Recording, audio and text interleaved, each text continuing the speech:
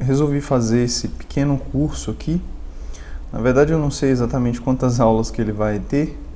A ideia é fazer algo bem geral, que contemple os conteúdos necessários para a disciplina de resistência dos materiais ou resistência dos materiais 1, porque eu tenho percebido que os alunos têm uma certa dificuldade nesse conteúdo e às vezes o tempo disponível em disciplina dentro de sala de aula é curto. Então eu resolvi fazer aqui em que eu gasto o tempo que eu quiser, vou um pouco além, faço alguns exercícios, deixo aqui os exercícios disponíveis e aí isso vai servir para estudos posteriores de uma forma mais organizada, tá bom?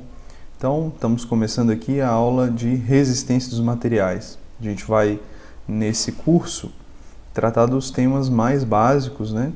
Mais comuns dentro da disciplina de resistência dos materiais. Falar das tensões, situações de tensões mais simples, e aí vamos acrescentando os conteúdos que forem mais relevantes para essa disciplina, independentemente da engenharia que se for fazer ou do curso que se for fazer. Bom, basicamente a disciplina de resistência dos materiais ela começa estudando as tensões, né, as tensões mais básicas, a tensão normal, depois a tensão cisalhante.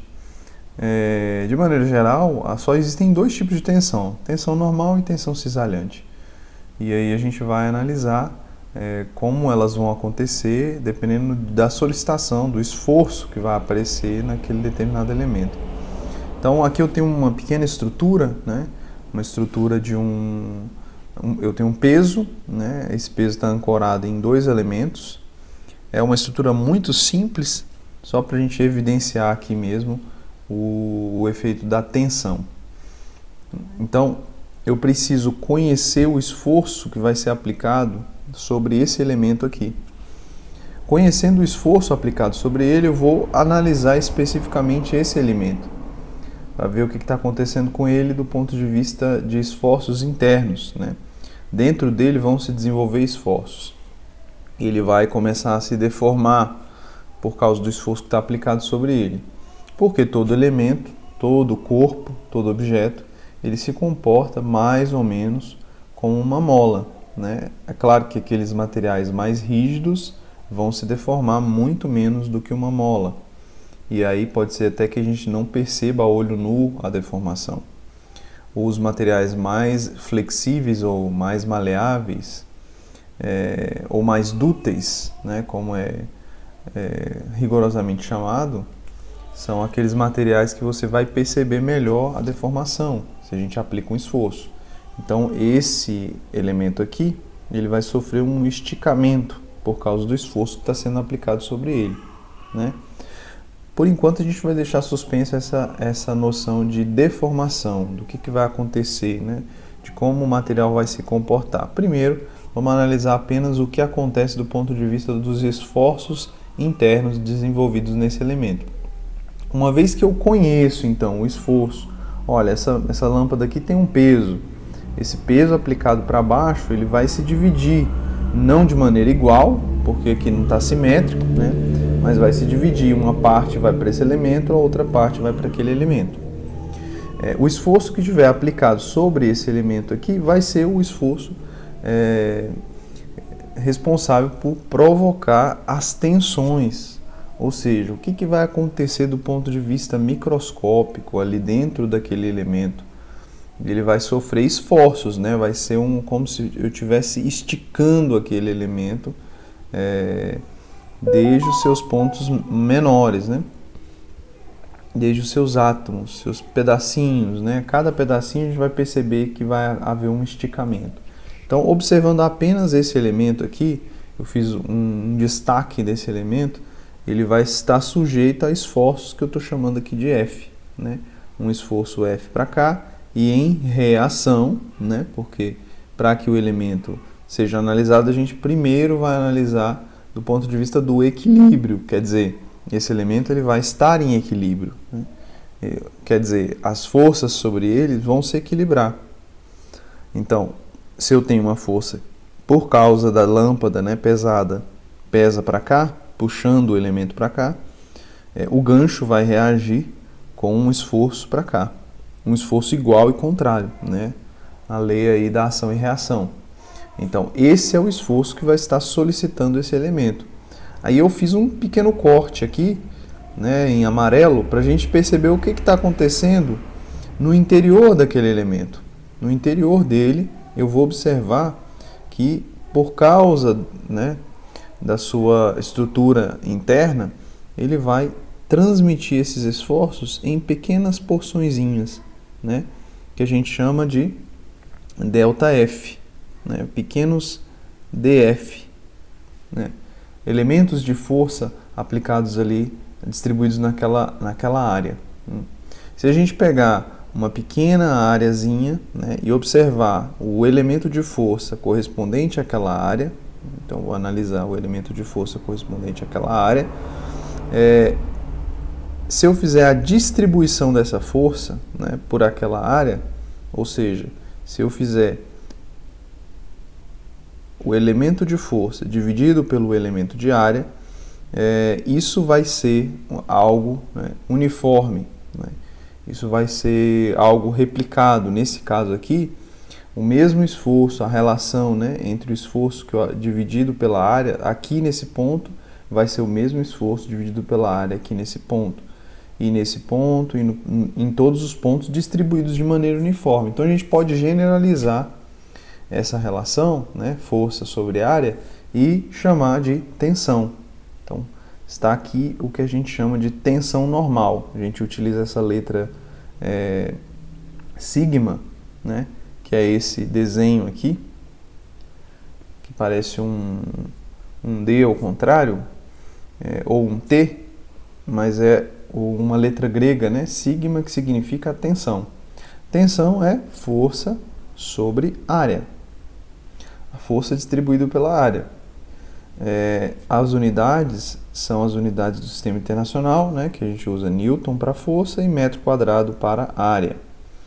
É muito comum que a gente utilize outras unidades dependendo do tipo de análise que a gente vai fazer, né? Normalmente, para engenharia civil, a gente usa muito o kgf por centímetro quadrado, ou mesmo Newton por centímetro quadrado. Na engenharia mecânica, a gente usa também muito o milímetro quadrado. Essas equações que a gente vai utilizar, a gente sempre vai colocar numa base de metro quadrado, porque aí a gente utiliza a unidade internacional, que é o Pascal. Essa é a unidade de tensão, que significa Newton por metro quadrado. Veja, essa força distribuída pela área, ela diz muita coisa, porque ao invés de eu pensar se um elemento ele é capaz de suportar um determinado esforço, então, por exemplo, eu posso perguntar, um cabo de aço é capaz de sustentar uma força de 100 quilos? A próxima pergunta que vão fazer sim, depende da área, né? Depende da bitola desse cabo de aço. Ele é mais grosso ou ele é mais estreito? Sendo ele mais estreito, obviamente ele vai sustentar uma carga menor. Sendo ele mais grosso, ele vai sustentar vai ser capaz de sustentar uma carga maior. Então, para que a gente não fique perdendo tempo com essas perguntas, né, de quantidade de material, a gente faz exatamente essa generalização. A gente divide a força pela área. E aí, a tensão, né, essa informação de tensão, ela independe da quantidade de material. Então, eu posso simplesmente fazer a pergunta, esse material sustenta essa tensão? E aí não precisa de eu perguntar a bitola do cabo de aço, né? Simplesmente corresponde àquele material. Se é aço, ele vai sustentar, dependendo do aço, né, vai sustentar aquela determinada tensão. Só para dar um exemplo, o aço estrutural comum que a gente utiliza, ele suporta uma tensão de 250 vezes 10 a sexta, então quer dizer, seguidos de 6 zeros, Pascal. Essa é a tensão que o aço estrutural consegue sustentar até que ele comece a se deformar plasticamente, né? E aí pode ser que não seja útil para a utilização. Como a gente vai lidar com esses valores de tensão muito altos, então a gente opta por condensar esses valores. A gente poderia usar a notação científica e escrever 250 vezes 10 à sexta, né, que corresponde a esses 6 zeros, Pascal. Mas mesmo assim ainda é uma forma pouco útil da gente utilizar. Então, ao invés disso, a gente coloca os agrupamentos, né, as subunidades do Pascal, que é, no caso do 10 à sexta, né, o megapascal. Então, 10 à sexta Pascal é megapascal, quer dizer que o aço estrutural sustenta 250 megapascal. Muito bem, essa é a tensão normal. A gente vai depois fazer um trabalho com as tensões, com a tensão normal, fazer alguns exercícios para ficar mais fácil da gente entender. Vamos dar continuidade aqui. Bom, uma outra tensão que a gente tem também é a tensão cisalhante, que ela aparece quando a gente está fazendo um esforço adjacente ao outro, no sentido de arrastar uma camada de material em relação à outra, como aconteceu com esse parafuso aqui. Dei um exemplo aqui ilustrativo da tesoura cortando o papel, né? Como é que funciona a tesoura cortando o papel? Você tem duas lâminas, né, aqui bem justapostas, uma bem próxima à outra. Aqui a gente tem uma linha de corte, né, que eu tracejei de vermelho, e o corte vai ser tão bem feito quanto mais afiado for esse gume aqui, né, essa faca. Aqui eu tenho as duas pernas da tesoura e aqui no meio o papel. Então, esse é um exemplo de esforço cisalhante ou esforço cortante, que é uma dupla de esforços, né, sempre um parzinho. Um esforço atua nesse sentido aqui, né, no sentido de cima para baixo. Então eu tenho um esforço F aqui e um esforço também F aqui. Esses dois esforços vão atuar de maneira adjacente, provocando o rompimento por arrastamento de camadas de material, né? Então eu vou arrastar uma camada de material em relação à outra, né? Os materiais normalmente eles suportam menos esforço cisalhante do que o esforço de tração ou de compressão, né? Então esse vai ser um tipo de esforço que a gente vai precisar tratar de maneira diferente. Que aqui eu tenho uma situação em que eu tenho duas chapas, né? Atuando sobre as chapas eu tenho aqui dois esforços. Esses esforços então são transmitidos para esse elemento aqui, são transmitidos para esse elemento, né, que é um parafuso, e obviamente eu tenho também dois esforços adjacentes, um puxando para um lado e outro para o outro. O que vai acontecer é esse efeito aqui que a gente destacou nessa figura, né? Então eu tenho um esforço aqui nessa direção e um esforço nessa direção. O que vai acontecer é a deformação e, consequentemente, se esse esforço for aumentando, né, a falha. Então esse é um esforço do tipo cisalhante ou de cisalhamento. A gente vai também caracterizar esse esforço, né, como na forma de um esforço interno distribuído por uma área. Se a gente pegar essa força distribuído pela área de cisalhamento, uma força de corte, por isso que eu estou chamando de FC aqui, dividido pela área de cisalhamento, a gente vai obter então também uma tensão. E as unidades dessa tensão são também, conforme a gente tinha visto para a tensão normal, também é Newton por metro quadrado, né? A área de cisalhamento também em metro quadrado, ó. O esforço cortante também em Newton. E aí a gente obtém também a unidade de Pascal, ou como vai aparecer, megapascal, né? Então, o cálculo é muito semelhante, né? Existem algumas situações em que esse cálculo pode se complicar um pouco, porque depende de como está acontecendo esse cisalhamento. Esse tipo de cisalhamento que a gente acabou de observar, a gente chama de cisalhamento simples, Por quê? Porque tem apenas uma área sendo cortada. Nesse caso aqui à direita, a gente tem um caso de cisalhamento duplo. E é quando acontece a complicação que eu acabei de falar. Por que é mais complicado? Porque nesse caso eu tenho duas áreas sendo cortadas, né? Duas áreas do parafuso estão sofrendo cisalhamento. Se a gente simplificar esse desenho, né, colocar mais aquilo que nos interessa, pegamos um parafuso apenas e aí colocamos os esforços devido à chapa, o esforço devido à chapa intermediária, a gente vai observar a figura dessa forma aqui. Então veja só, o que está acontecendo aqui é um esforço na chapa cinza aqui do meio, né, sendo puxado, dois esforços em reação nas chapas azuis, né, que eu estou chamando de FC e FD. Muito bem, se eu fizer o equilíbrio entre esse pedacinho do meio aqui e as forças de cisalhamento que vão aparecer nas faces, né, o que vai acontecer? Eu vou observar, só para colocar um exemplo, vamos supor que essa força seja de 10 kN, por exemplo. Quanto é que tem que ser essas forças P para poder equilibrar a força de 10? Cada uma tem que valer 5, né? Metade da força total, né?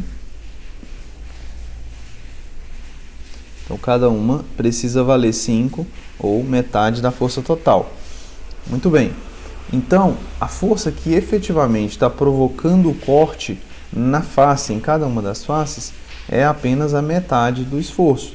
Só que a gente tem duas áreas sendo cisalhadas. Então, o efeito vai ser duplicado. Veja só, como é que vai ficar esse efeito? Olha, se as forças de corte, elas são cada uma metade da força total que está sendo aplicada, veja que eu estou analisando apenas o miolinho, né? A parte do meio ali, ó, esse miolinho aqui do parafuso, porque é ele que vai ter aqui as duas faces que estão sendo cortadas. Beleza. Então, quando eu analiso esse miolo aqui do ponto de vista do equilíbrio, eu só posso chegar à conclusão de que as duas forças de corte, FC e FC, né, elas vão ser igual a metade da força total, porque elas têm que equilibrar a outra força. Então, se a gente colocar esse esforço lá na equação da tensão, então a gente vai chegar à conclusão de que uma pequena modificação vai ser inserida na equação, né? O cálculo da tensão cisalhante agora vai ser a força dividido por 2 vezes a área. Por quê? Porque aqui nós temos duas áreas sendo cisalhadas. Então isso vai depender da quantidade de áreas que vão ser cisalhadas. Aqui nós temos duas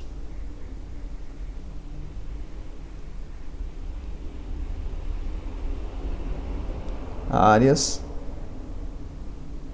sendo cisalhadas. Duas áreas sendo cisalhadas, por isso apareceu esse número 2 aqui, ó. Se a gente observar na expressão como ela estava desde quando a gente fez o enunciado, a tensão é simplesmente a força de corte dividido pela área de cisalhamento. Como aqui a gente tem duas áreas de cisalhamento, então a força de corte vai ser a força dividido por 2A, certo? Nesse caso em que a gente tem cisalhamento duplo. Existem casos em que acontece cisalhamento triplo, cisalhamento quádruplo e assim por diante. Então, quantas áreas estão sendo cisalhadas é a quantidade de áreas que a gente vai colocar aqui na expressão, certo? E para finalizar, a gente tem a tensão de esmagamento, porque pode acontecer, quando a gente estiver analisando esse miolinho aqui, que ele não rompa na face aqui, KK e LL. Não vai romper por cisalhamento, como aconteceu com esse parafuso aqui. Ele vai romper por esmagamento. Como é que acontece isso? Ora, eu tenho aqui no meio esse miolinho, né, que está sendo solicitado de um lado e de outro.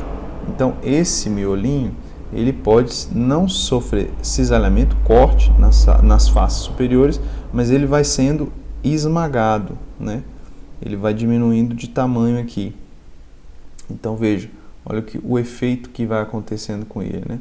Eu tenho um esforço aqui aplicado nessa face, dois esforços que estão sustentando, o elemento vai achatando ali, esse é chamado de efeito de esmagamento, né? Quando a gente vai fazer um projeto de parafusos, né? Quando uma estrutura metálica que vai levar parafusos, a gente também tem que dimensionar a quantidade de parafusos que a gente vai colocar na união entre dois elementos, por exemplo. A gente também tem que pensar se por um acaso aconteceu o esmagamento desse parafuso.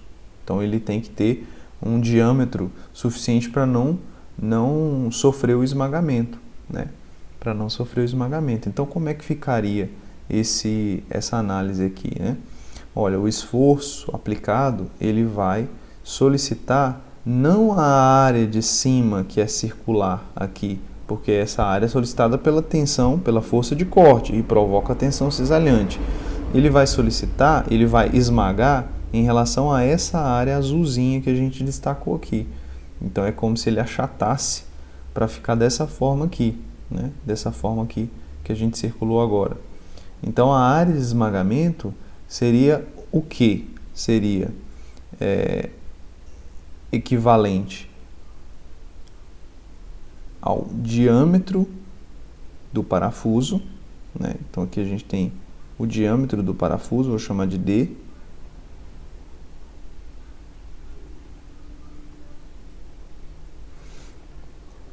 e a altura do parafuso.